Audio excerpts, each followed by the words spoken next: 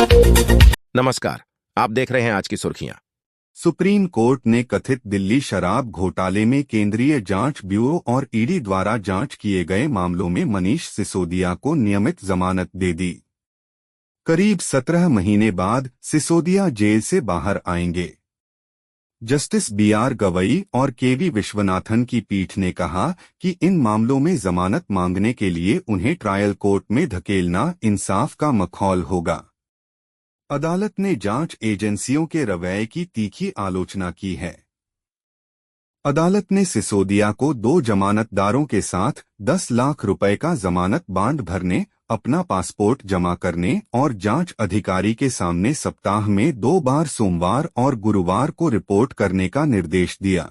इसमें कहा गया है कि उन्हें गवाहों को प्रभावित करने या सबूतों से छेड़छाड़ करने का कोई प्रयास नहीं करना चाहिए।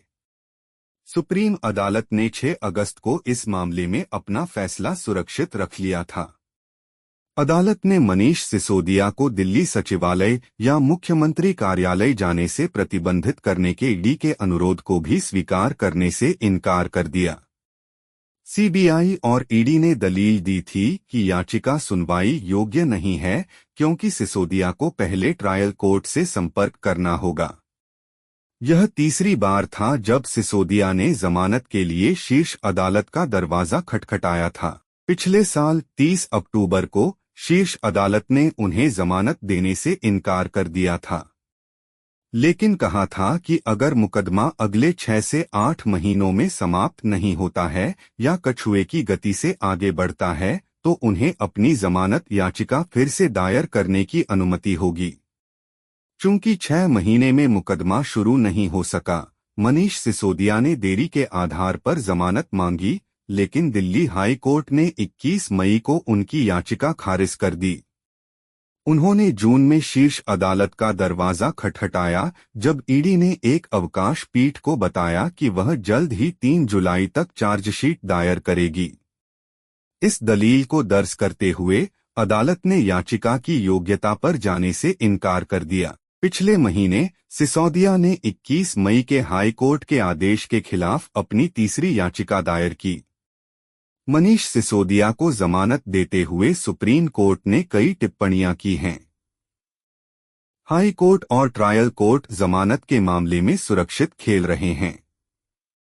सजा के मामले में जमानत से इनकार नहीं किया जा सकता है। अब समय आ गया है कि अदालतों को यह एहसास हो कि जमानत एक नियम है और जेल एक अपवाद है। सुप्रीम कोर्ट 9 अगस्त 2024 source live law. Supreme court की यह टिप्पणी निचली अदालतों को सोचने पर मजबूर करेगी। ऐसी आशंका बढ़ रही है कि व्यक्तिगत स्वतंत्रता से संबंधित मामलों में जिला अदालतों में अंकुश है। जिला अदालतों में जमानत नियम का महत्व कम हो रहा है और इस प्रवृत्ति का गहन मूल्यांकन करने की आवश्यकता है और सभी जिला न्यायाधीशों को बताना चाहिए कि यह प्रवृत्ति क्यों उभर रही है। अदालत ने सिसोदिया की जमानत मंजूर करते हुए सांपसीढ़ी शब्द का इस्तेमाल किया। अदालत ने कहा, आरोप पत्र दाखिल करने के बाद याचिका को फिर से दायर करने की स्वतंत्रता दी गई थी।